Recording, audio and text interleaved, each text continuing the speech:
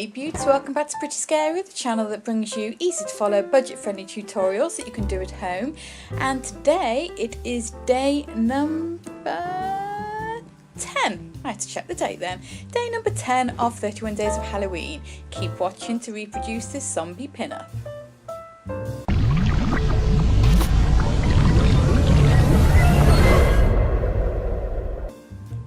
Now you will see that I'm looking like a bit of a plonker with rollers in my hair, but this is because I will be doing a vintage hairdo later. Right, starting off with good old Polymorph plastic. Those that have been following 31 Days of Halloween will have seen this quite a lot. Pour the pellets into freshly boiled water, very carefully take them out when they have gone see-through and mould them into teeth. You can use your own teeth to make the shapes, just press it to your teeth and then cut out the tooth shapes. If you need to soften the plastic again, just put it back into the hot water. And you want to just make enough teeth to cover the area of the mouth that you're going to be tearing away, not literally, obviously. And for the torn area, I'm using Skin Sculpt. You can use cotton and latex if that is what you have. So first of all, I am just drawing out the area that I want to be torn and mixing parts A and B together. Make sure you use either different spatulas or clean the spatula thoroughly in between decanting each of the parts, because if they mix, then that's when they start to set.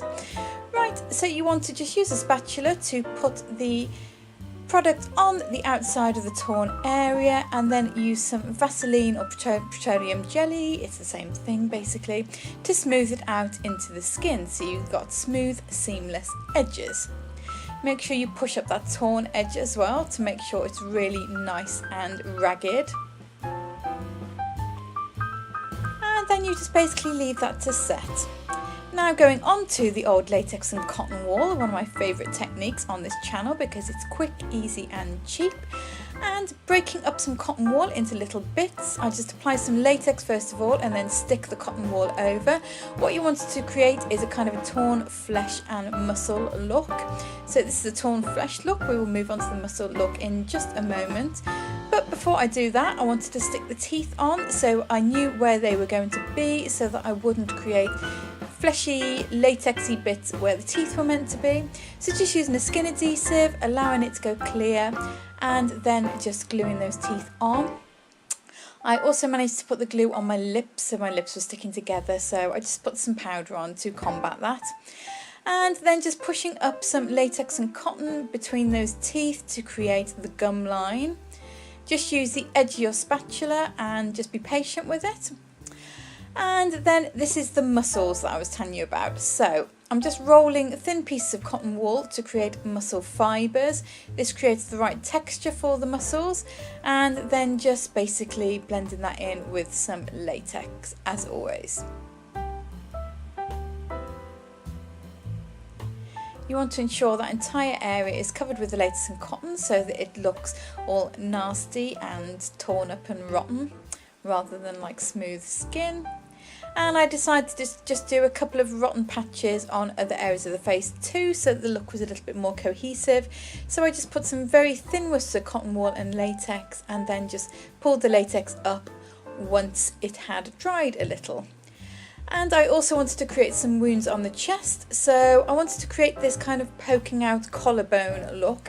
So I just drew a wound around the collarbone and then popping my collarbones forward so I could see where they were, I just drew around them.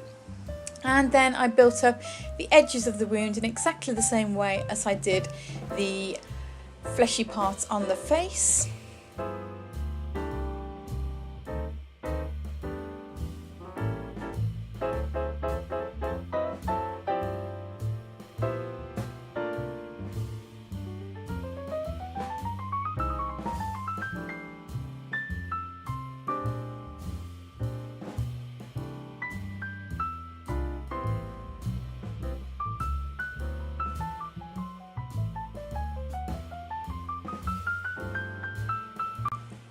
I then made the collarbone in exactly the same way, but just using a smooth piece of cotton wool to simulate bone.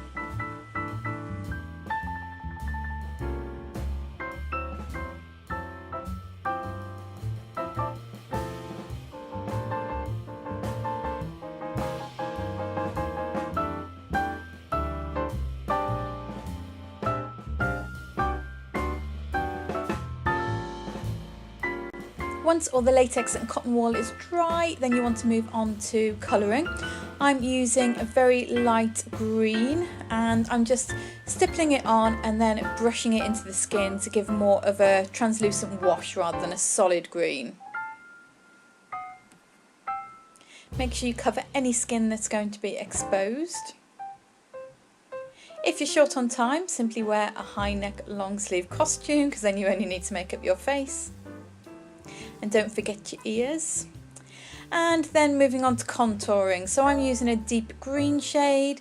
The key to contouring when you're using different colours other than your normal flesh tone is to use a deeper shade of whatever colour you happen to be using. So in this case, it's a dark green.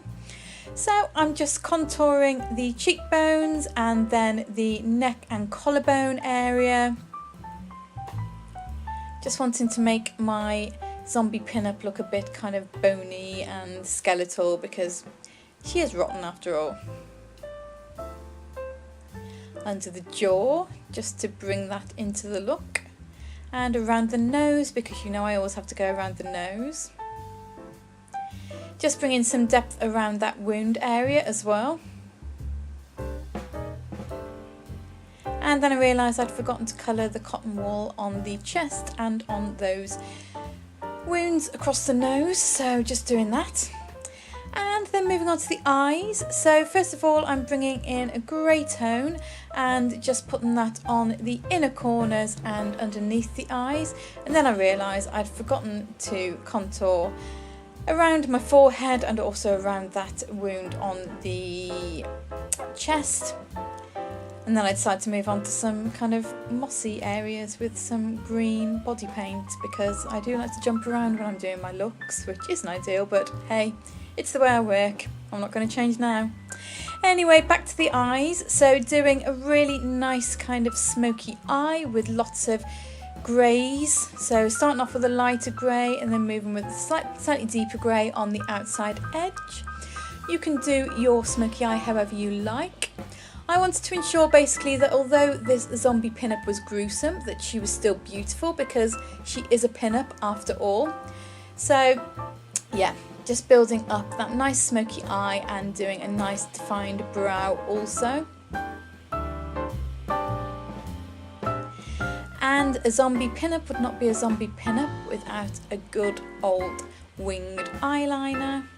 Just winging the inner corner and the outer corner to give that lovely cat's eye effect.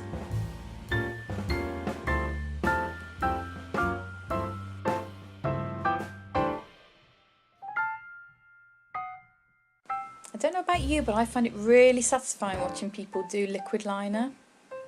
Strange. I also like watching people do lip lines. Oh, and I also like watching people do foundation. I'm just a makeup perv basically. Anyway, putting some mascara on once that liner has dried. Oops. No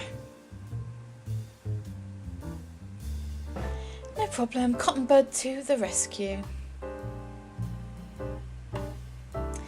And then just deepening up that smoky eye underneath there. And then I decided to start painting in that lovely fleshy area. This is my favourite part of any look. And I mixed a pink with a black to get a nice kind of grey toned, rotten looking flesh tone, and just put a wash of that over the entire area. Don't forget to do around those teeth as well. And also obviously the chest wound. And then I went in with some red on certain areas and around those flappy torn areas too. I also painted the red into those wounds on the face and then just smudged it into the skin to make the skin look a little bit irritated. I then went in with some purple mixed in with that original pink just to deepen up certain areas. And I also mixed some black with the red to create even more depth in certain areas. You just want to create depth and texture so that you haven't got a completely flat colour. Also make sure you use those deeper colours along the edges of the wound to make the wound look nice and deep. Or should I say wounds, because there's more than one. And I'm also smudging that colour around the wounds also. You want to make the skin look kind of rotted away and really irritated, and yeah. You get the picture, beauts.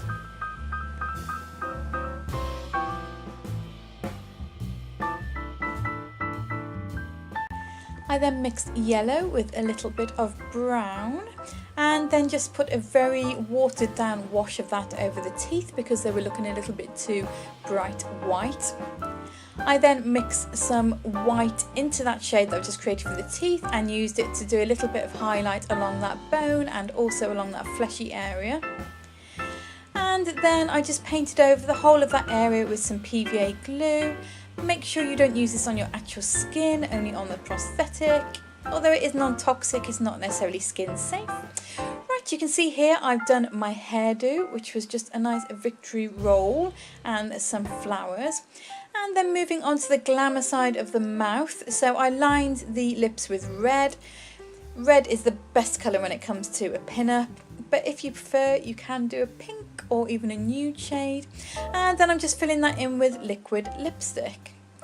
Putting on some false lashes because again, what is a pin-up without some luscious lashes? Oh, try saying that quickly. Luscious lashes, luscious lashes. Very difficult. Anyway, back to the tutorial. Just deepening up under the eyes because I felt like it needs a little bit more definition.